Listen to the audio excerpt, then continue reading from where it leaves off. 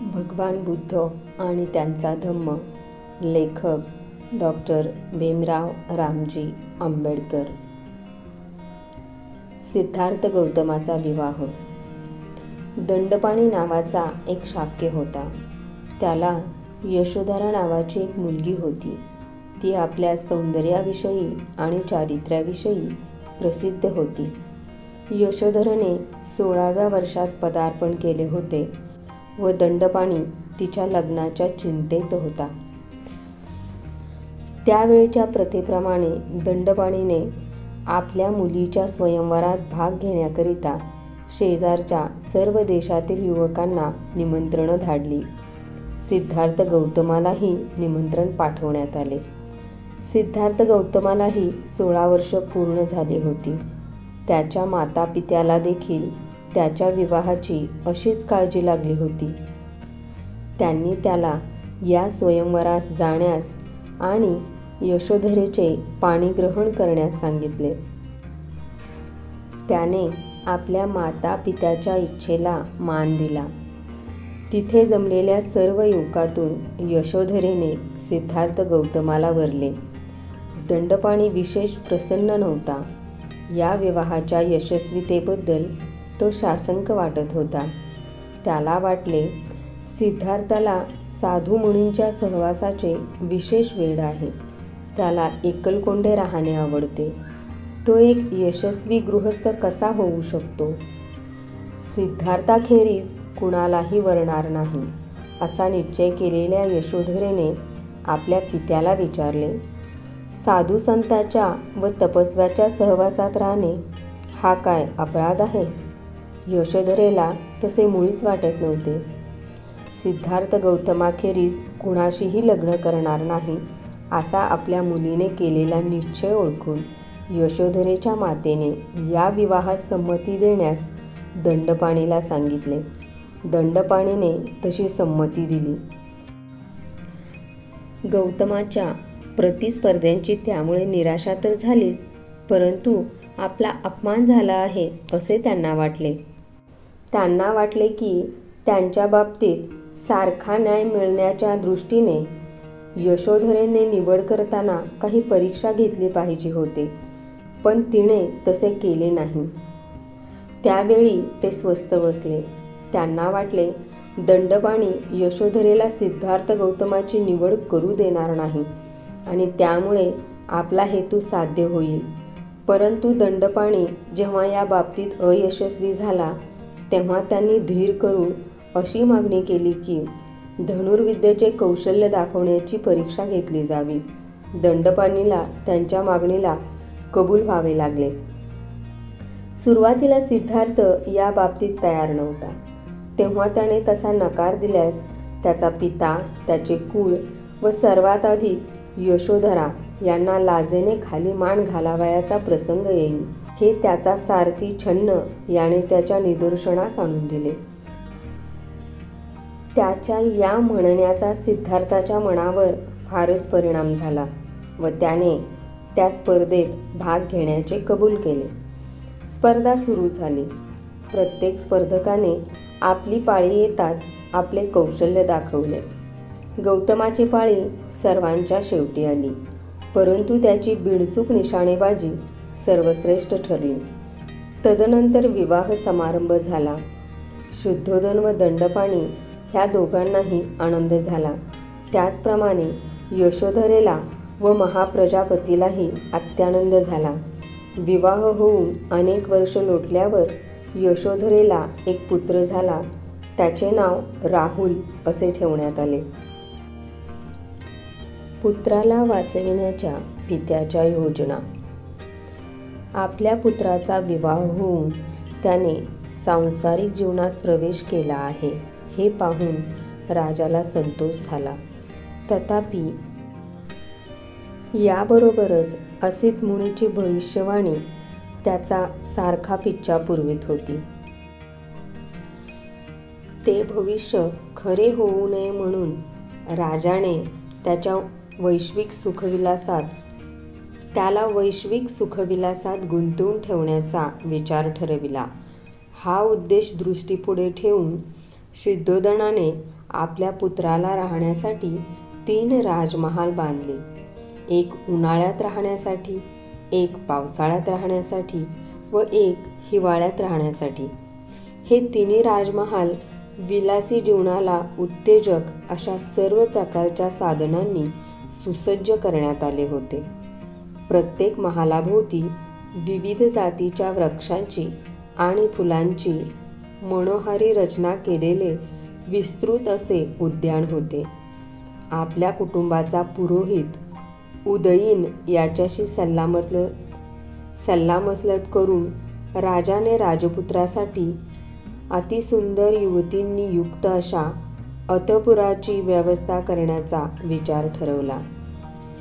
तेव्हा शुद्धोधन राजाने जीवनातील सुखोपभोगासाठी राजकुमाराला वश कसे करून घ्यावे याचा त्या तरुणीला सल्ला देण्यास उदयीनला सांगितले. अंतःपुरात ठेवावयाच्या स्त्रियांना एकत्रित करून उदयीनने त्याला राजकुमाराला कसे वश करून घ्यावे याची त्यांना प्रथम माहिती दिली. त्यांना उद्देशून तो म्हणाला, तुम्ही या प्रकारच्या सर्व वशीकरण कलांमध्ये कुशल आहात. तुम्ही मदनाची भाषा जाणण्यात चतुर आहात. तुमच्या ठायी सौंदर्य आणि आकर्षकता परिपूर्ण आहे. तुम्ही तुमच्या कसबात वाकबगार आहात. तुमच्या या कलागुणांनी ज्याच्या ठायी काही वासना शिल्लक राहिलेली नाही अशा योग्याचे सुद्धा तुम्ही चित्त अस्वस्थ करू शकता आणि त्यांना केवळ स्वर्गीय अप्सराच भुलवू शकतात अशा देवांना सुद्धा तुम्ही आपल्या मोहपाशात गुरफटवू शकता. हृदयातील भावना व्यक्त करण्याच्या तुमच्या कौशल्याने, तुमच्या नखरेलपणाने, तुमच्या शरीर सौष्ठत्वाने आणि अकृत्रिम अशा लावण्याने तुम्ही जर स्त्रियांनाही मोहित करू शकता तर मग पुरुषांना तुम्ही किती सहज अंकित कराल. आपापल्या क्षेत्रात अशा प्रकारे कुशल असलेल्या तुम्हाला राजपुत्राला जिंकून त्याला तुमचा बंदी करणे व प्रेमरज्जूंनी बांधून त्याला तुमचा अंकित करून ठेवणे असाध्य नाही. या बाबतीत तुमच्या हातून घडलेली एखादी भित्रेपणाची कृती लज्जेने डोळे मिटणाऱ्या एखाद्या नववधूला शोभेल, पण तुम्हाला ती शोभणार नाही. निस्संशय हा वीर पुरुष आपल्या पराक्रमामुळे महान आहे, परंतु तुम्हाला त्याचे काय? स्त्रीचे सामर्थ्य त्यापेक्षाही मोठे आहे. हाच तुमचा दृढनिश्चय असू द्या. प्राचीन काळी ज्याला जिंकणे देवालाही कठीण होते अशा एका महान तपस्व्याला काशीतील एका सौंदर्यवती वेश्येने लाथा मारून झिडकारून आपल्या पायी लोळण घेत ठेवले होते. आणि महान तपस्वी विश्वामित्राला तो तपश्चर्येत निमग्न असतानाही घृताची नावाच्या अप्सरेने 10 वर्षे जंगलात आपला बंदी करून ठेवला होता.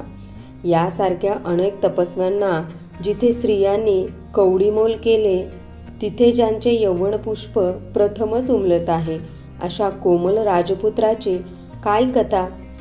हे असे असल्यामुळे तुम्ही धीटपणाने असे प्रयत्न करा की राजकुळाची परंपरा सिद्धार्थाकडून खुंटणार नाही.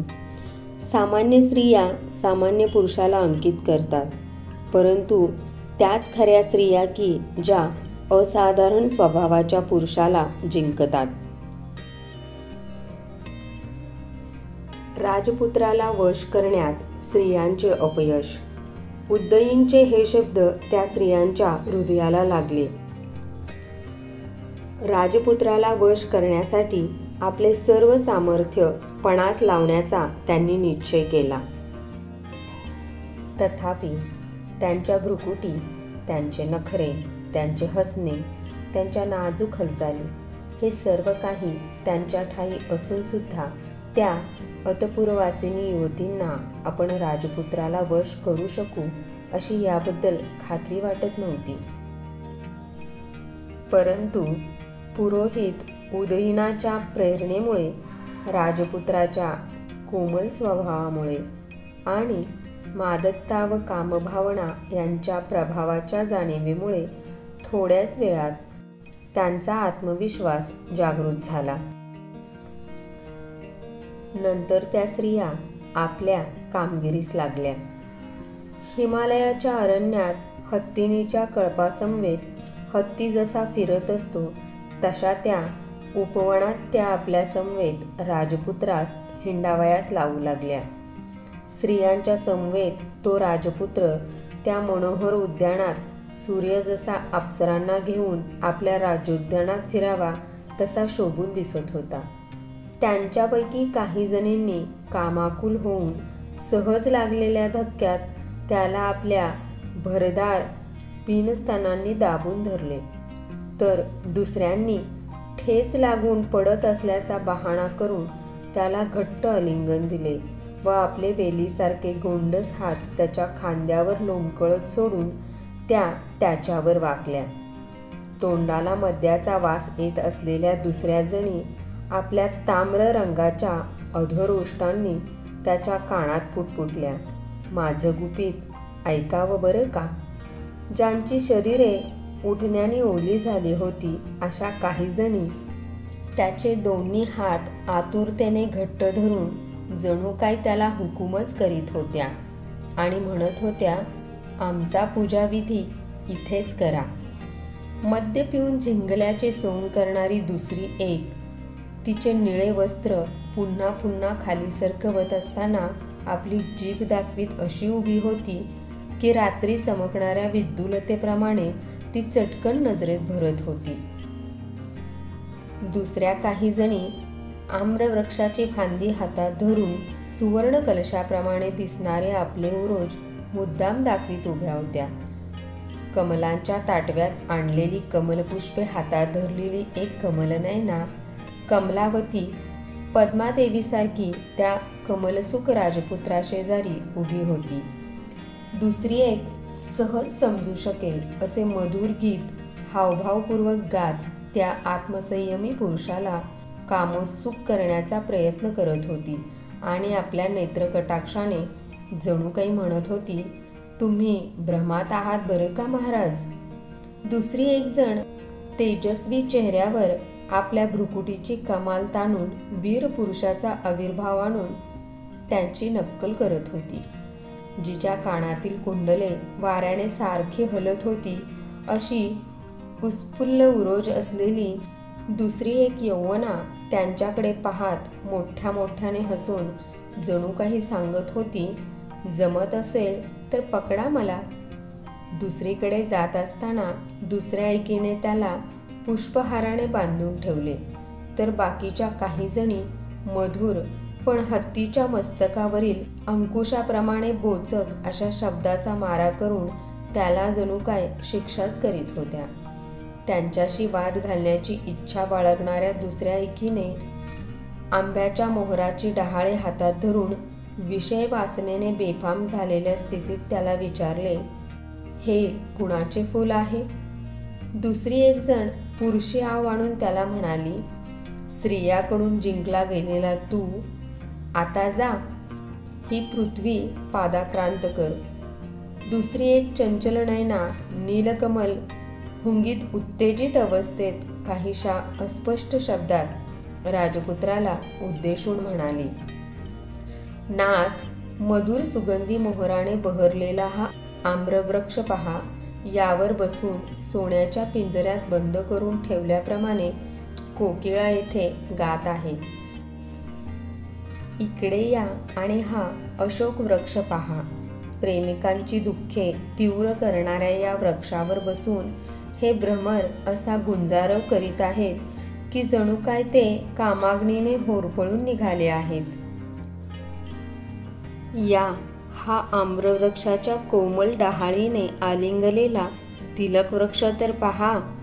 जणू काय हळदीची उटी लावलेल्या युवतीने शुभ्र वस्त्र परिधान केलेल्या पुरुषास आलिंगन दिले आहे. हा फुललेला कुरवक पहा. रक्तचंदन रसासारखा ताजा आणि टवटवीत दिसणारा हा वृक्ष जणू काय रमणीच्या नखाच्या रंगापुढे आपण फिके आहोत असे वाटून खाली वाकला आहे. या आणि सभोवार अंकुरलेला हा तरुण अशोक बघा, जणू काय आमच्या हाताच्या सौंदर्यापुढे लज्जित होऊन तो उभा आहे, ज्याच्या काठावर सभोवार सिंदूरवराचे कुंज उगवलेले आहेत, असे हे सरोवर पहा. जणू काय शुभ्र व तलम वस्त्रांकित अशी रूपसुंदरीच आराम घेत पहुडावी असे ते दिसत आहे. स्त्री जातीचे सार्वभौम सामर्थ्य पहा. पलीकडे पाण्यात ती चक्रवाकी पुढे पुढे जात आहे आणि तिचा प्रियकर चक्रवाक पक्षी एखाद्या दासाप्रमाणे तिच्या मागोमाग जात आहे. आपल्या तंद्रीत गात असलेल्या कोकिळांचे ते स्वरलाप ऐका. दुसरी कोकिळा जणू काय त्याला निर्भयपणे रुकार दिल्यागत गात आहे असे वाटते. वसंत ऋतूत पक्षात निर्माण होणारा उन्माद आपणातही निर्माण झाला असता व आपण किती बुद्धिमान आहोत अशा विचारात मग्न राहणाऱ्या पंडितांचा विचार आपणात नसता तर किती चांगले झाले असते. अशा प्रकारे प्रेमासक्त झालेल्या या प्रमदांनी प्रेमयुद्धाच्या सर्व प्रकारच्या क्लुप्त्यांनी राजपुत्रावर हल्ला केला. तथापि अशा प्रकारचे आक्रमण झाले असतानाही तो आत्मसंयमी राजपुत्र प्रमोदित झाला नाही किंवा हसलाही नाही. नैसर्गिक अवस्थेतील त्या स्त्रियांना पाहून तो राजपुत्र स्थिर व एकाग्र मनाने विचार करू लागला. या स्त्रियात अशा कोणत्या गोष्टीची उणीव आहे की त्यांना इतकेही दिसू नये की यौवन हे चंचल आहे, कारण वार्धक्य हे सौंदर्यात जे जे काही आहे ते सर्व नष्ट करणारे आहे. अशा प्रकारे या स्तुतिसुमनांचा वर्षाव अनेक महिने व वर्षे सारखा चालला होता, परंतु तो सफल झाला नाही. महामंत्र्याकडून राजपुत्राची समजूत. त्या तरुण स्त्रिया अयशस्वी झाल्या व राजपुत्र काही त्यांच्याकडे आकर्षित झाला नाही हे उदयींच्या लक्षात आले. राजनीतीत कुशल असलेल्या उदयीनाने स्वतःच शेवटी राजपुत्राशी बोलायचे ठरवले.